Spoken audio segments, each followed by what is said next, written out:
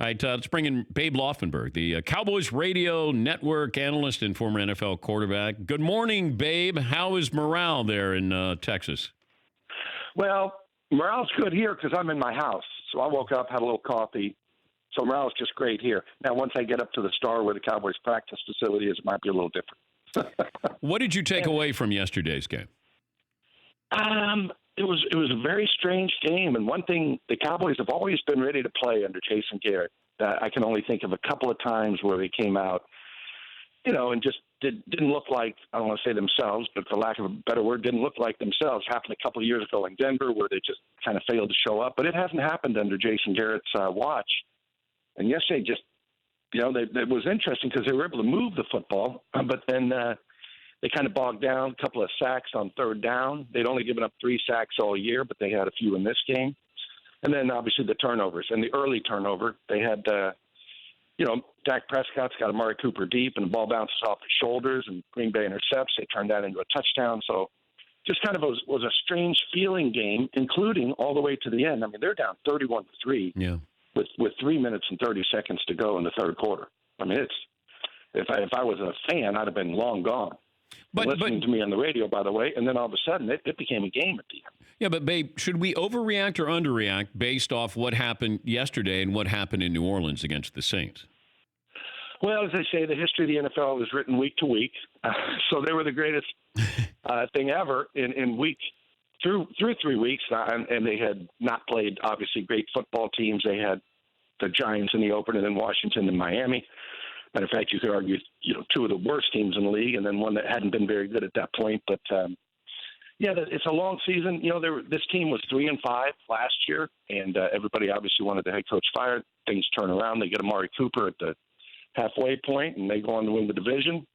So I've been around it long enough, obviously, that I just know it's a long season, and things that you think in the first half of the season that for a fact become non-facts by the second half of the season. People turn things around, and they had played, really good defense, and they've got good defensive players, but they kind of got gashed on the ground a little bit yesterday by Aaron Jones in the running game. I mean, you expect Aaron Rodgers to do his thing, but I don't think they expected Aaron Jones to go and average 5.5 yards a carry.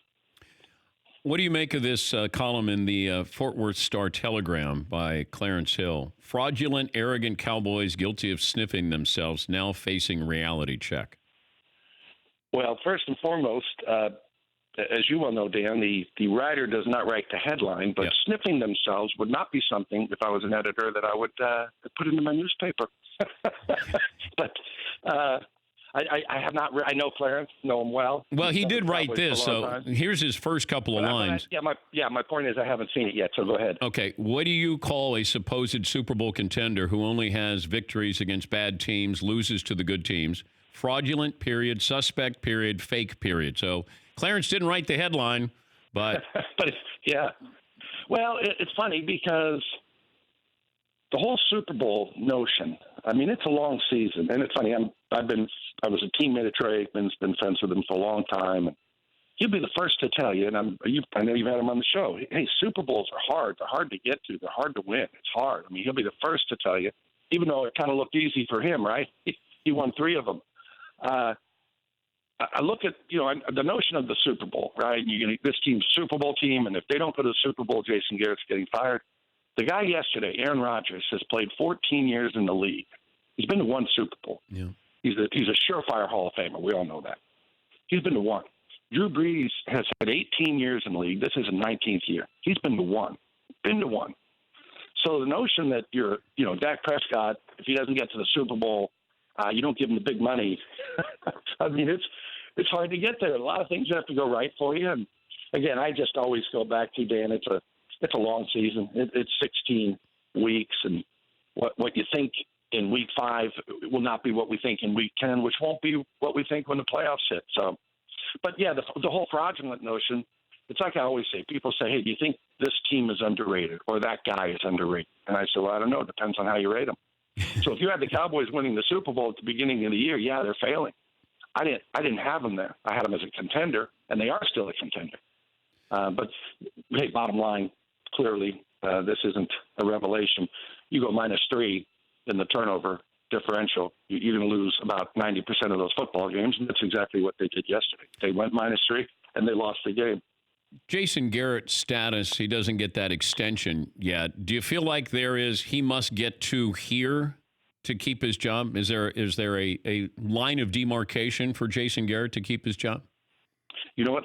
Dan, hold on one second. I've got Jerry Jones on line 2. Okay, fair enough. Let me ask him. All right. No, he's the only one. Everybody speculates on what Jason needs to do, but I do know this. Jerry really likes Jason. They work well together. The last thing he wants to do is fire Jason. Now, does that mean it won't happen? It doesn't mean it won't happen, but I do know this. Jerry's going to try to do everything he can to make it work. And, the extension was interesting, or the lack of extension, I should say. Yeah. Everybody took that as a sign, and Jason's coaching for his job. Well, shoot, as you well know, other than Bill Belichick, everybody's coaching for their job. Jay Gruden found that out, that he was coaching for his job yesterday. And he kind of knew it, but so the notion that Jason's going to work harder, and I hate to say that, sounds like I'm name dropping here, but I've been friends with Jason for 25 years. I know him very well. We're good friends, been good friends. I sound like Jason now, been good friends for a long time. But it doesn't motivate him that he needs another contract. That's not, I can just guarantee you that's not the way he's wired. He goes in there. If he has a contract, fine. If he doesn't, that's just the way he goes about his life. He truly, I know coaches love the mantra of we're going to just take today and this game, but that's the way he goes through his life in all aspects of it. Babe, good to talk to you. You and Brad make a great team. It was a really enjoyable listen yesterday, not being able to watch the game at some point, but listening to the game on the radio. Oh, well, I appreciate it very much. And Brad and anybody makes a good team. It's just like Pat Summerall or Al Michaels and whoever they make a really good team. So, but I appreciate it very much. Thank you, Dan. Nice to be on the show. Thank you, Babe. That's Babe Laufenberg, Cowboys Radio Network analyst. He and Brad Sham.